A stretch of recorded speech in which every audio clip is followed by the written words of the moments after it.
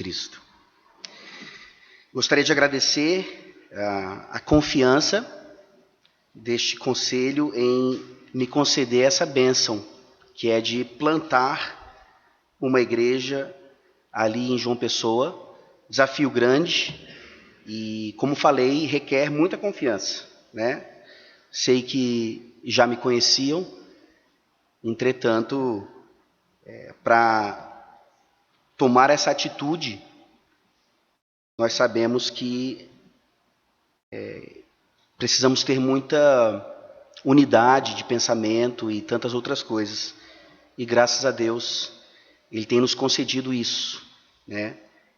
E também estou muito ansioso pela primeira reunião do conselho que teremos amanhã, se Deus assim permitir, para ali juntos trabalharmos pela expansão do reino aqui nesse estado.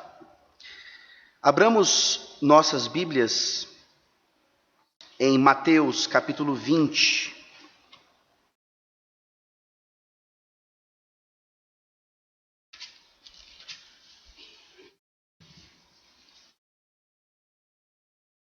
Mateus 20.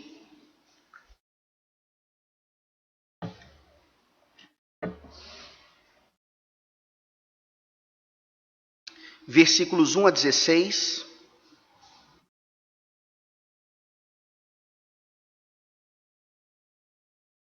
E essa é a palavra da salvação. Mateus 20, de 1 a 16. Ouçam com atenção. Porque o reino de Deus, dos céus, é semelhante a um dono de casa que saiu de madrugada para assalariar trabalhadores para a sua vinha. E tendo ajustado com os trabalhadores a 1 denário por dia, mandou-os para a vinha. Saindo pela 3ª hora, viu na praça outros que estavam desocupados, e disse-lhes: Ide vós também para a vinha, e vos darei o que for justo. Eles foram. Tendo saído outra vez, perto da hora 6ª e da 9ª, procedeu na mesma forma. E saindo por volta da hora 1/10, encontrou outros que estavam desocupados, e perguntou-lhes: Por que estivestes aqui desocupados o dia todo? Responderam-lhe: Porque ninguém nos contratou. Então lhe disse ele: Ide também vós para a vinha. Ao cair da tarde, disse o senhor da vinha ao seu administrador: Chama os trabalhadores e paga-lhes o salário, começando pelos últimos, indo até aos primeiros. Vindo-os da hora 1/10, recebeu cada um deles 1 denário. Ao chegarem os primeiros, pensaram que receberiam mais, porém também estes receberam 1 denário cada um. Mas tendo-o recebido, murmuravam contra o dono da casa, dizendo: Estes últimos trabalharam apenas 1 hora, contudo os igualaste a nós, que suportamos a fadiga e o calor do dia. Mas o proprietário, respondendo, disse a um deles: Amigo, não te faço injustiça. Não combinaste comigo 1 denário? Toma o que é teu e vai-te, pois quero dar a este último tanto quanto a ti. Porventura, não me é lícito fazer o que quero do que é meu? Ou são maus os teus olhos, porque eu sou bom? Assim, os últimos serão os primeiros, e os primeiros serão últimos. Porque muitos são chamados, mas poucos escolhidos. Amém. Vamos orar mais uma vez? Santíssimo Senhor, Tu és soberano e bom. E os Teus atributos, todo o Teu ser, nos garantem que a Tua salvação para com aqueles a quem o Senhor escolheu é permanente e definitiva. Mas como já foi mencionado hoje na liturgia pelo pastor Brian, nós recebemos tamanha misericórdia e graça. E geralmente não sabemos oferecer essa mesma misericórdia e graça àqueles que estão ao nosso redor. Nos ajuda, ó Deus, agora a compreender ainda mais o teu santo evangelho, por meio dessa parábola bendita, cuja leitura, a mera leitura, já mexe com os nossos corações, que ainda são o tanto quanto farisaicos, mesmo já regenerados e transformados pelo Senhor. E se há alguém aqui nessa manhã, ó Deus, que não conhece a tua salvação, que o teu santo evangelho, pelo poder do teu Santo Espírito, possa trazer salvação, conversão a essa pessoa. Nós falamos porque nós cremos, e isso tudo em nome de Jesus. Amém. Me disseram que João Pessoa é a terra dos aposentados. E eu devo dizer a vocês que assim que eu cheguei ali, eu tive vontade de me aposentar. Não posso ainda, apesar de ter mais ou menos a idade de um colega meu, terminamos o ensino médio juntos, e ele já trabalhava desde muito cedo, a mãe dele tinha um posto de gasolina, assinava a carteira dele, e eu encontrando um outro colega agora em João Pessoa, ele me disse, olha, lembra de tal amigo? Ele já se aposentou, porque a mãe dele assinava a carteira dele desde bem cedo. E eu imediatamente pensei, ele é só um pouquinho mais velho do que eu. O soldo dele agora de aposentado é excelente. Seria ótimo para uma plantação de igreja. Não é justo. Especialmente pensando que eu provavelmente só vai me aposentar de fato no caixão. E o interessante é que quando a gente olha para a Bíblia, e a Bíblia nos ensina a respeito de trabalho e aposentadoria, e folga e férias e tudo mais, nós percebemos que a nossa visão de aposentadoria ou de trabalho ou outras coisas relacionadas é muito mais guiada por aquilo que não é bíblico do que pelas Sagradas Escrituras. Basta você olhar para a reforma da Previdência. Quem aqui não se sentiu tentado a olhar para uma reforma da Previdência e pensar assim, graças a Deus o Brasil está mudando, nós precisamos disso, mas lá no fundo eu tenho que trabalhar mais 5 anos, eu não vou me aposentar quando eu achei que eu iria, ou não vou receber um soldo que eu havia planejado receber, e lá no fundinho, nós dizemos, isso não é justo.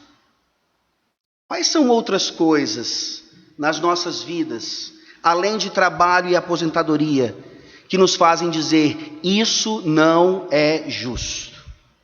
Talvez você não declare isso, talvez você fique com vergonha, mas como eu disse, o nosso coração, a nossa alma, o nosso íntimo, sentem isso.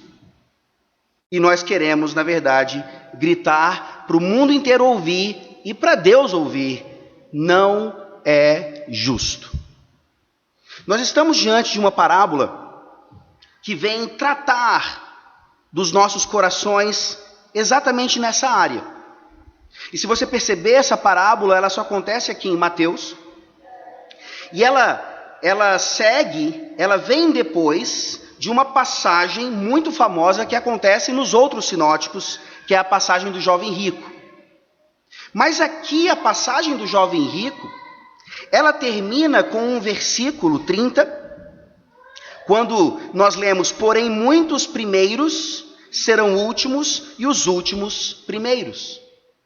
E é exatamente esse ditado, que não é simplesmente popular, mas é bíblico, que joga então luz àquilo que Jesus Cristo ensina em seguida, na parábola chamada dos trabalhadores na vinha. Mas vejam que interessante então, como Jesus traz esse ditado, tão conhecido até mesmo por pessoas que não são da igreja, justamente pela situação do jovem rico e a resposta dos discípulos. Veja comigo aí, por favor, em Mateus 19, a partir do versículo 27, quando Pedro começa a fazer a lógica do que Jesus havia falado, Ele diz assim: eis que nós tudo deixamos e te seguimos. Que será, pois, de nós? Então faça a matemática. Jesus Cristo está falando para aquele jovem rico deixar tudo, vender tudo e dar aos pobres, e então segui-lo. Pedro fala: opa, nós fizemos isso. Ainda não demos aos pobres, mas já deixamos tudo. Qual é a recompensa? Se há justiça nesse aspecto, a nossa recompensa vai ser muito grande. E o interessante é que Jesus fala isso. Ele fala: tanto agora, como na glória, como então, recebereis muito mais. 29. E todo aquele que tiver deixado casas, ou irmãos, ou irmãs, ou pai, ou mãe, ou mulher, ou filhos, ou campos, por causa do meu nome, receberá muitas vezes mais e herdará a vida eterna. No Evangelho de Lucas ele fala: tanto agora como no porvir. Você se sente assim, após ter deixado tudo e abraçado o Evangelho de Jesus Cristo? Ou será que nós não sentimos o sentimento de Asaf constantemente no Salmo 73? Nós temos inveja dos ímpios. Eu repito, eu gosto muito do meu amigo com quem eu me formei. E quando eu soube que ele está se aposentando aos 40 e poucos anos de idade, com o soldo que ele tem, eu invejei o ímpio.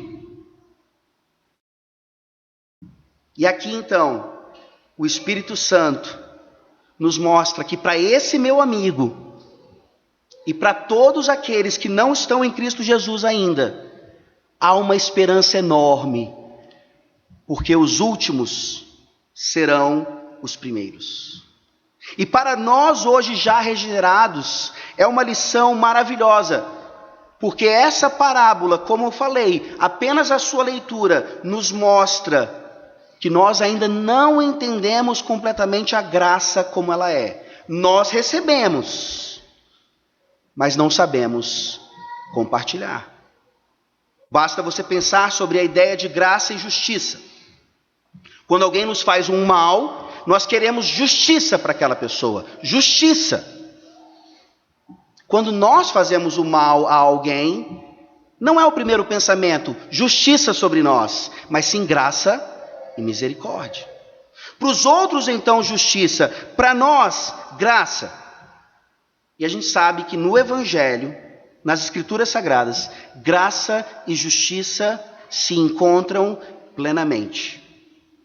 Essa parábola vem nos ensinar o seguinte: que a vida de fato não é justa. Num mundo caído, a vida não é justa. Todos aqui têm exemplos disso.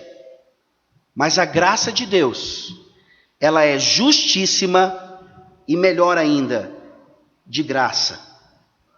A graça de Deus, ela é justíssima e de graça. Nós veremos isso em duas partes nessa parábola. A primeira parte, versículos 1 a 7, quando nós vemos aqui a iniciativa graciosa de Deus. A iniciativa graciosa de Deus. Leamos mais uma vez os versículos 1 a 7. Percebam, por favor, essa iniciativa graciosa. Porque o reino dos céus é semelhante a um dono de casa que saiu de madrugada para assalariar trabalhadores para a sua vinha. E tendo ajustado com os trabalhadores a 1 denário por dia, mandou-os para a vinha. Saindo pela 3ª hora, viu na praça outros que estavam desocupados, e disse-lhes: ide vós também para a vinha, e vos darei o que for justo. Eles foram. Tendo saído outra vez, perto da hora 6ª e da 9ª, procedeu da mesma forma. E saindo por volta da hora undécima, encontrou outros que estavam desocupados, e perguntou-lhes: por que estivestes aqui desocupados o dia todo? Responderam-lhe: porque ninguém nos contratou. Então lhes disse ele: ide também vós para a vinha. Nós bem sabemos que Jesus Cristo era perito, mestre em usar ilustrações do seu cotidiano para trazer mensagens da salvação, do Evangelho. E aqui não é o contrário. Essa parábola é maravilhosa para extrairmos daqui princípios sobre trabalho, sobre o que significa um soldo adequado e tantas outras coisas. Mas todas essas aplicações, elas são secundárias, terciárias. A principal aplicação diz respeito à salvação pela graça, o que significa que últimos serão os primeiros. E para a gente entender então essa ilustração, nós precisamos lembrar que o expediente aqui descrito não era de 8 a meio-dia, 2 horas de almoço, de 2 às 6. Era de 6 da manhã, nascer do sol, até 18 horas, o poente, ou horas ali aproximadas disso. Então, quando o versículo 1 nos diz que esse dono da casa, um empresário da época, um homem certamente muito rico, que necessitava de auxílio de outras pessoas, empregados, ele se levanta de madrugada. E aqui nós vemos a noção de iniciativa. Ele se levanta cedo. Ele vai em procura, muitos diriam, daqueles que ele necessita para o seu lucro, para o seu empreendimento. E se nós pensarmos assim, a gente começa desde o princípio a não entender a parábola. Claramente, esse homem aqui, ele não está indo atrás de pessoas logo cedo por causa do seu empreendimento. Ele está indo atrás delas por causa das necessidades delas. Ele tem condições de empregar, ele tem condições de oferecer trabalho, ele sabe que pessoas necessitam, então ele vai. É claro que elas vão ajudá-lo ainda no seu empreendimento. É claro que elas vão ajudá-lo ainda no seu lucro. Mas aqui a iniciativa da graça é bem clara. É o dono da vinha que vai atrás daqueles que necessitam de algo. Você consegue ver então na sua teologia calvinista da salvação, o Deus Todo-Poderoso, que vai então, tem a iniciativa de ir atrás daqueles que necessitam de salvação. Deus não necessita de nós. Deus não precisa que necessariamente trabalhemos no seu reino para que então o reino seja engrandecido. Ele nos salva por causa da sua bendita iniciativa e graça e amor sobre nós. Você tem essa iniciativa em relação aos perdidos? Qual foi a última vez que você convidou um perdido, vizinho seu, colega seu, amigo seu, para estar aqui ouvindo o evangelho da graça de Deus? Nós temos iniciativas em relação a tantas coisas que são justíssimas. Mas como vai a nossa iniciativa, que é a iniciativa do Pai, em alcançar ou oferecer aquilo que o homem mais necessita, que é essa paz com Deus? Repito, que nós só conseguimos também porque Ele veio até nós. Então é importantíssimo sermos calvinistas, é importantíssimo entendermos que Deus vem, Deus faz, mas como nós respondemos a isso? Não apenas confessando a nossa fé, professando a nossa fé, mas tendo também esse tipo de atitude, que não é meramente uma iniciativa de extrema bondade e sacrifício, mas uma iniciativa que é justa também. Vejam aí o versículo 2. E tendo ajustado com os trabalhadores a 1 denário por dia, mandou-os para a vinha. No versículo 4, ele vai dizer então, para aqueles da terceira hora, que ele daria o que é justo. E 1 denário era justo para os trabalhadores. O denário era um salário digno e suficiente para um dia. E isso nos faz pensar se o que nós fazemos hoje em termos de trabalho nos dá um salário justo. E aqui nós caímos constantemente nessa tentação de achar que nós somos bons demais para aquilo que fazemos e não reconhecidos o suficiente, principalmente quando chega o cheque no final do mês. Quando nós recebemos aquilo que a Bíblia diz, justo. O trabalhador é digno do seu salário. Como vai o seu salário? Como vai o seu salário num país como o nosso, que parece tão injusto nesse aspecto? E aqui mais uma vez, é Jesus Cristo utilizando essa noção de trabalho e salário para nos mostrar no nosso coração que muitas vezes nós queremos ser mais justos do que Deus, ou nem chegamos nem perto da sua justiça. Esse senhor da vinha dá exatamente o que era devido a um trabalhador contratado por ele, um denário. Seja grato pelo salário que você tem. Seja grato por aquilo que Deus tem lhe dado. Lute contra essa tentação de achar que você, por quem você é, ou pela sua capacitação, você merece mais. E tantas coisas nós sacrificamos, talvez até a nossa própria família, para atingir esse maior salário. Não estou aqui dizendo que não devemos buscar, principalmente por causa do reino de Deus, algo que nos dê mais para que possamos contribuir mais. Muitas vezes a linha é muito tênue, mas a parábola é clara. Ela está aqui mexendo com o nosso coração no que diz respeito àquilo que nós pensamos ser justo. E é por isso então que a parábola continua. E aquele empresário, não contente em se levantar de manhã para ajudar pessoas com o trabalho que ele podia oferecer, ele continua saindo então, 3ª hora, 6ª hora, 9ª hora, até a 1ª hora.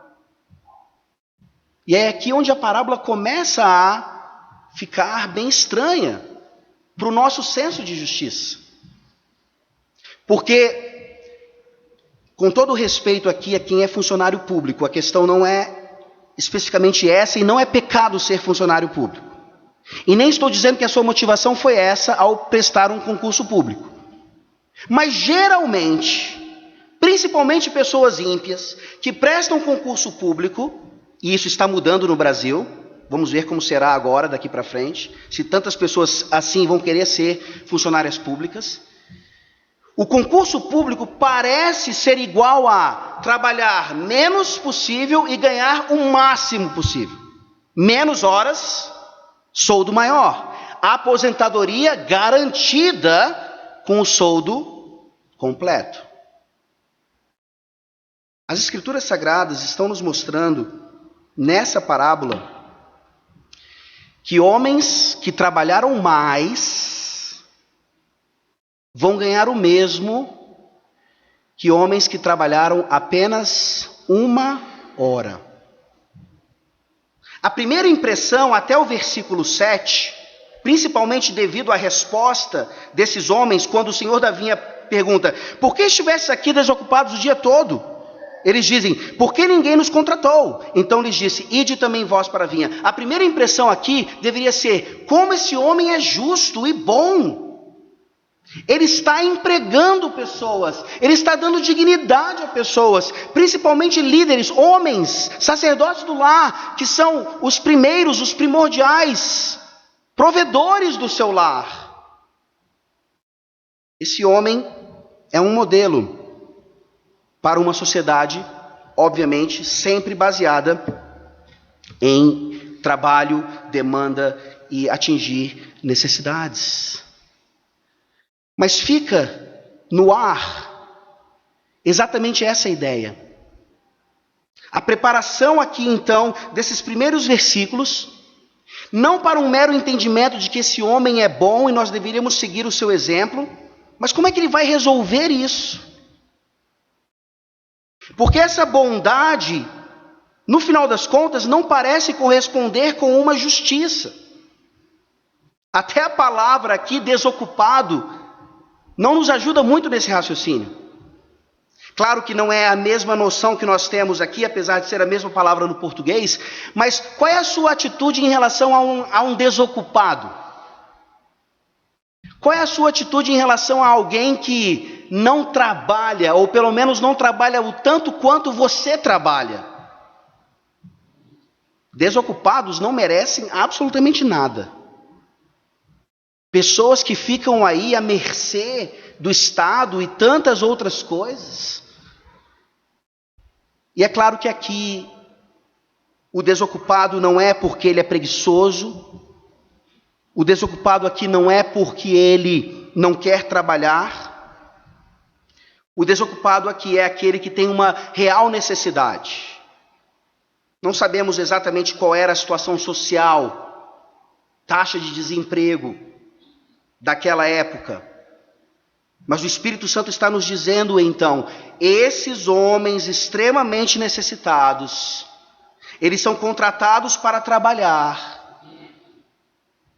E como o pastor Brian inclusive mencionou já hoje, que descansar em Deus não é necessariamente deixar de fazer algo, ou sermos procrastinadores ou negligentes, mas o desocupado aqui então é tratado de acordo com a dignidade que ele necessita e, como eu falei, de acordo com a salvação que ele necessita. A parábola em nenhum momento coloca em contraste ou contradição bondade ou graça e justiça. E Jesus então continua e nos explica como é que isso se dá. Então, nós vemos essa iniciativa maravilhosa, graciosa de Deus, atingindo a necessidade do outro, e a partir do versículo 8, nós vemos a recompensa graciosa de Deus. A recompensa graciosa de Deus. E no fundo da nossa mente está, como é que pode um homem que trabalhou só 1 hora receber o mesmo que um homem que trabalhou desde 6 da manhã? Olha aí a partir do versículo 8. Ao cair da tarde, disse o senhor da vinha ao seu administrador: chama os trabalhadores e paga-lhes o salário, começando pelos últimos, indo até aos primeiros. Vindo-os da hora 1/10, recebeu cada um deles 1 denário. Ao chegarem os primeiros, pensaram que receberiam mais. Porém, também estes receberam 1 denário cada um. Mas, tendo-o recebido, murmuravam contra o dono da casa, dizendo: estes últimos trabalharam apenas 1 hora. Contudo, os igualaste a nós, que suportamos a fadiga e o calor do dia. Mas o proprietário, respondendo, disse a um deles: amigo, não te faço injustiça. Não combinaste comigo 1 denário? Toma o que é teu e vai-te, pois quero dar a este último tanto quanto a ti. Porventura, não me é lícito fazer o que quero do que é meu? Ou são maus os teus olhos, porque eu sou bom? Assim os últimos serão primeiros, e os primeiros serão últimos, porque muitos são chamados, mas poucos escolhidos. Aqui, então, no finalzinho da parábola, fica mais evidente ainda a bondade de Deus. A bondade desse senhor da vinha aqui, que chama às 18 horas, ou no cair da tarde, no pôr do sol, os seus trabalhadores para receberem o que lhes é devido. E ele começa pelos últimos. Ele começa por aqueles que eram desocupados e, ao se tornarem ocupados, trabalharam apenas 1 hora. Sinceramente, responda no seu coração: quem você gostaria de ser? O que trabalhou desde 6 da manhã e vai ganhar 1 denário? Ou o que começou a trabalhar às 17 horas e vai também ganhar 1 denário? Isso demonstra o quanto nós entendemos a respeito de trabalho a partir das Escrituras Sagradas. Eu gostaria de dizer aos irmãos que eu não estou ensinando você aqui a ser bobo, a ser passado para trás. Mas eu gostaria de dizer aos irmãos que quando nós começamos a compreender o que é trabalho a partir das Escrituras Sagradas, nós deveríamos responder a essa pergunta dizendo assim: eu gostaria de ser aquele que trabalha desde 6 da manhã, porque trabalho é uma bênção, porque trabalho é digno. E se Deus me deu esses dons e esses talentos para que eu trabalhe desde 6 da manhã ao pôr do sol para receber um soldo justo que Ele acordou comigo, que assim seja. E sabe o que é melhor? Eu vou ficar feliz e contente, porque meu irmão que trabalha apenas 1 hora, de acordo com a providência de Deus, recebe também um salário digno, justo, acordado anteriormente com o Senhor da vinha. Quando nós lemos que aqui Deus começa com os últimos e só então Ele vai para os primeiros, nós somos desafiados aqui no nosso espírito competitivo. E a gente tem aprendido desde muito cedo o espírito competitivo. Você tem que estar à frente. Você tem que estar ali competindo e não somando esforços para conseguir nesse mundo o que você tanto deseja. Pense mais uma vez o que significa passar num concurso tão concorrido. Pense mais uma vez o que significa um investimento durante a vida inteira para ter um currículo um pouquinho melhor.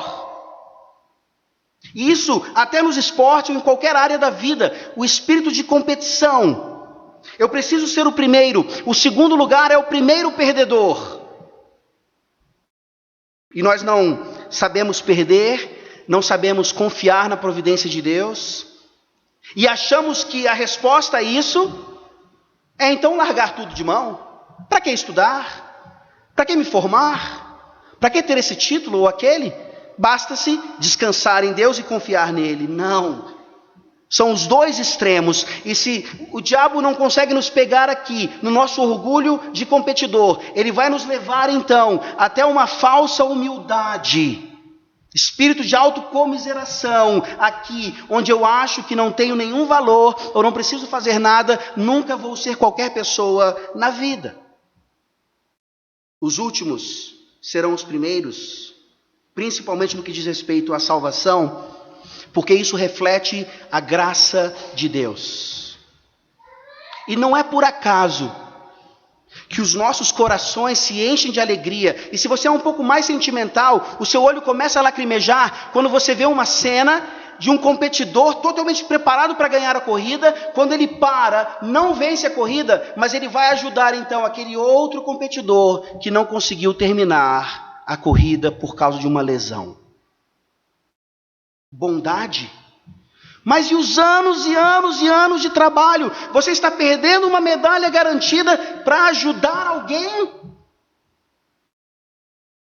E não se enganem.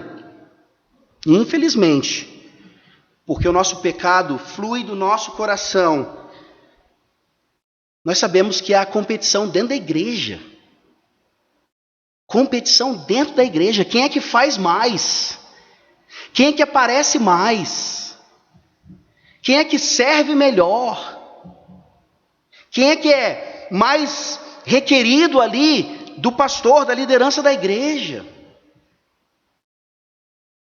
Não estou dizendo que devemos fazer esportes ou outras coisas sem qualquer aspecto de competição. É importante vencer, é importante se esforçar para isso.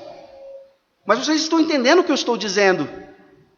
Que esse versículo tão conhecido, os últimos serão os primeiros, não se encaixa com a nossa visão e prática diabólicas, que é sempre querer estar à frente e jamais nos sacrificarmos pelo bem do próximo. Os versículos 9 e 10 mostram o farisaísmo que ainda existe dentro de cada coração, mesmo já transformado pela graça aqui. Os versículos 9 e 10 dizem assim: vindo-os da hora 1/10, recebeu cada um deles 1 denário. Ao chegarem os primeiros, pensaram que receberiam mais. Porém também estes receberam 1 denário cada um. Mais uma vez cabe a pergunta: com quem você se identifica melhor? Com aqueles que trabalham pouco e recebem alguma coisa? E obviamente trabalhar pouco pode ter uma motivação muito ruim. Ou com aqueles que trabalham muito, são workaholics e não conseguem entender como talvez outros tenham mais do que você, mesmo trabalhando menos. A matemática não funciona. A lógica aqui parece contraditória.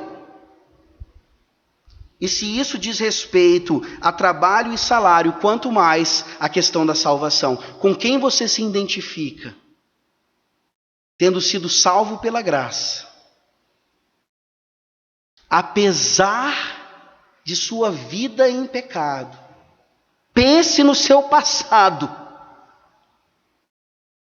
E se for para fazer uma lógica ou uma conta matemática, comparemos os currículos, comparemos nossas vidas pregressas e vamos tentar entender como entenderam os nossos pais, mais do lado dos reformados, em termos de denominação, do que presbiterianos, lá no Sínodo de Dort, que nos anos de 2018 e 2019 fizeram muitas comemorações dos 400 anos deste documento, deste sínodo, dali onde saíram os cânones de Dort, mais popularmente conhecidos como 5 pontos, que nem 5 pontos são, mas dali nós tiramos a tal da tulipa.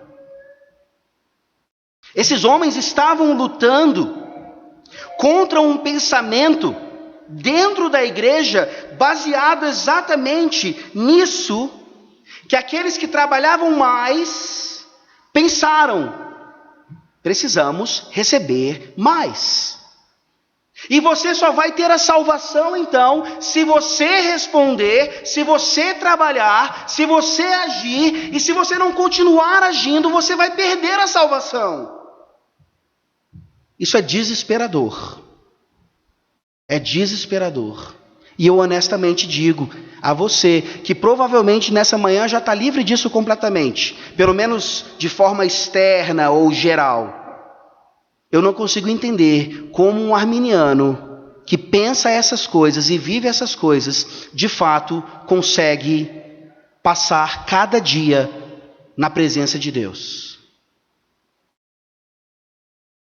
Porque o Sínodo de Dort está aqui apenas refletindo aquilo que o próprio Lutero experimentou durante a Reforma Protestante. Um homem que trabalhava muito, um homem que se mutilava para ter paz com Deus, o monge dos monges, o campeão dos campeões. Ele era o primeiro, confessava os pecados nos mínimos detalhes e não tinha paz com Deus. Com quem você se identifica? Com alguém que tem, ou podemos colocar aqui ousadamente, que tinha um currículo terrível de pecado e que foi alcançado pela iniciativa graciosa de Deus. Isso nos impulsiona então a entender que pessoas cujo currículo de pecado pode ser até pior que o nosso, mas que, por professarem a fé em Cristo, tendo sido atingidos pelo Espírito Santo, vão ter a mesma salvação. Ou nós nos colocamos do lado daqueles que logicamente dizem, eu trabalhei mais, eu mereço mais, ou nós nos colocamos diante ou no lugar daqueles que sabem, têm total noção, que só estamos em paz com Deus, porque Jesus Cristo fez tudo por nós. Isso muda a minha visão no que diz respeito àquele que me maltratou. Isso muda a minha visão em relação àquele a quem eu maltratei. Isso muda a minha visão em relação a como nós vivemos igreja e desenvolvemos os nossos dons e talentos aqui. Isso muda tudo no que diz respeito à vida cristã. E há um termômetro interessante aqui. Porque quando a matemática é feita e aqueles que trabalharam mais querem receber mais, o versículo 11 diz, mas tendo-o recebido murmuravam contra o dono da casa, dizendo, estes últimos trabalharam apenas 1 hora, contudo os igualaste a nós, que suportamos a fadiga e o calor do dia. Duas características de um termômetro muito eficaz. Primeiro, a murmuração. É difícil acordar cedo, né? O sol lá em João Pessoa nasce 4h30 da manhã. 4h30 da manhã. Quem merece acordar 4h30 da manhã? E você murmura. Você está na terra dos aposentados, aquele mar maravilhoso, uma praia bem ali à sua disposição, e você murmura contra Deus 4h30 da manhã, não tem como atrasar um pouco mais. E você murmura porque você tem que levantar da cama, você tem que fazer os seus afazeres, você não pode viver do seu soldo, porque você não é aposentado ainda, você tem que fazer algo por isso. E você murmura. E você murmura porque você trabalha e fecha o mês no vermelho. E você murmura porque o seu carro parece o único que dá problema, enquanto os outros estão aí livres de mecânico. Você murmura. E até os nossos filhinhos não conseguem entender porque um irmão recebeu o presente e eles não. Nós não conseguimos nos alegrar com o bem do nosso próximo. Nós só sofremos e murmuramos com os nossos problemas, com as nossas dificuldades. Então, se você é um murmurador, atente para essa parábola e lembre-se da graça de Deus, por iniciativa de Deus derramada sobre a sua vida. Lembre-se então que até o trabalho que você tem, não é porque você tem um currículo maravilhoso e conseguiu aquele emprego devido à sua alta capacidade. O seu trabalho é graça de Deus. E aqui então, a segunda característica do termômetro é que aquele que murmura, ele tem a si mesmo como o padrão, o parâmetro. Autojustiça extrema do farisaísmo. Jesus estava falando especificamente aos fariseus, mais diretamente a eles, obviamente, e a todos os que estavam ouvindo. Mas aqui ele declara então uma característica fundamental do fariseu. Eles dizem, esses últimos que trabalharam 1 hora estão sendo comparados a nós.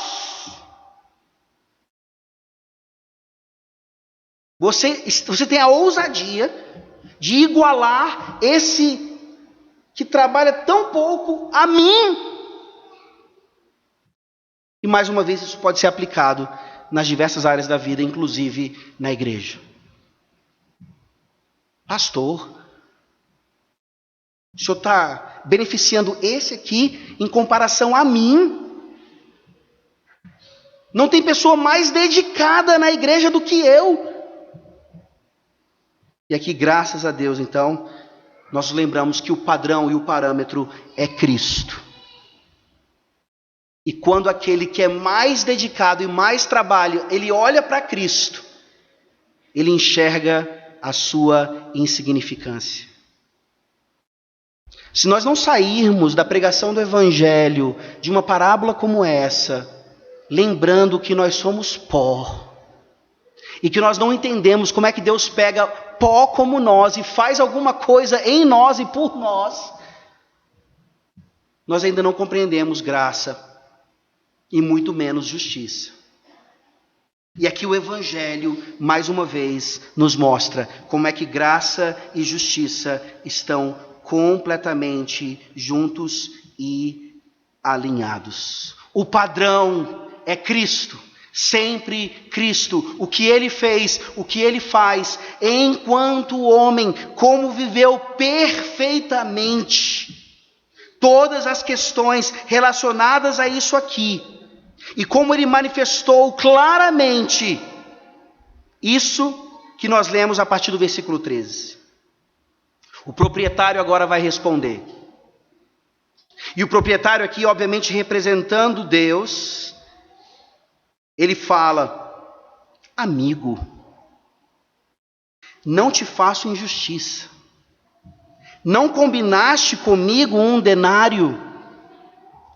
Toma o que é teu e vai-te, pois quero dar a este último tanto quanto a ti. Porventura não me é lícito fazer o que quero do que é meu? Ou são maus os teus olhos porque eu sou o bom? Só um parênteses e uma aplicação aqui, mais uma vez secundária ou terciária. Antes de assinar um contrato de trabalho, quer público ou privado, veja ali o que você está assinando. Você está entrando em acordo com aquele que está lhe dando aquilo.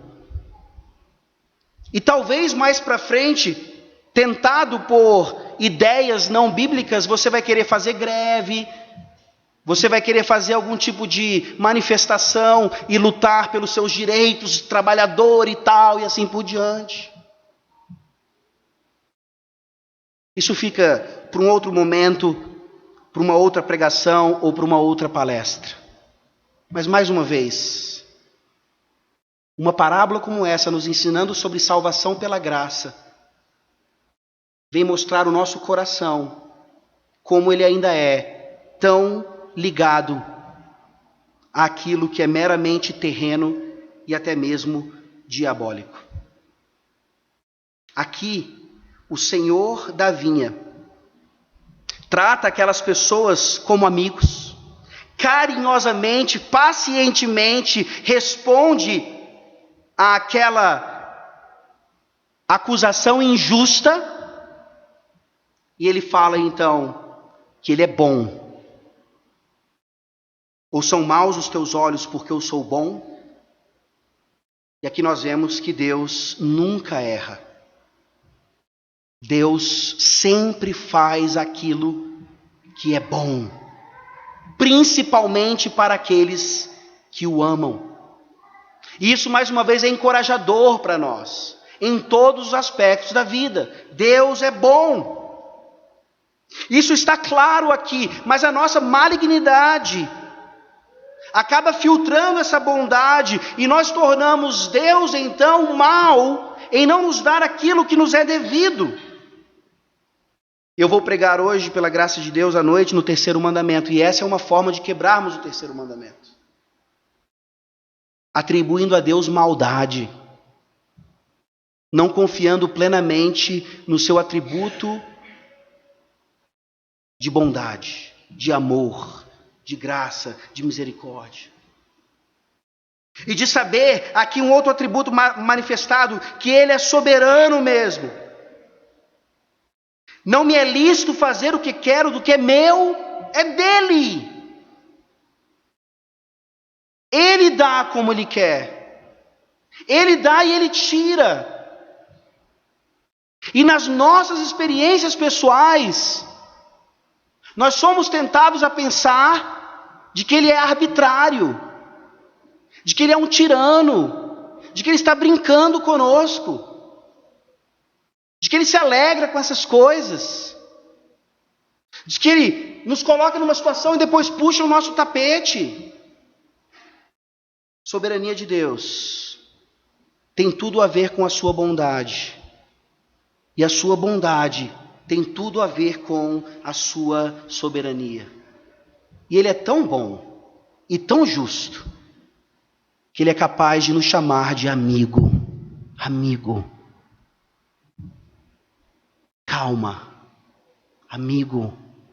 Antes de abrir a sua boca para quebrar o terceiro mandamento, para e pensa.